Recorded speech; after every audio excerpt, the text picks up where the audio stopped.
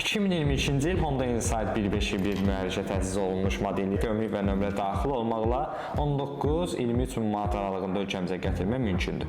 Həmin avtomobilin Bakı bazar qiyməti isə 27-30 min manat aralığında dəyişir. 2020-ci il Kia Forte modelini ölkəmizə gömrük və nömrə daxil olmaqla 19-22 min manat aralığında gətirə bilərik. Həmçinin həmin avtomobilin daxili Bakı bazarda qiyməti isə 24-29 min manat aralığında dəyişir. 2016-17-ci il Mercedes C-Class C300 modelini ölkəmizə gömrük və nömrə daxil olmaqla 25-27 min manat aralığında tam təhvil vermək mümkündür və həmin avtomobilin Bakı bazar qiyməti isə 32-36 min manat aralığında dəyişir.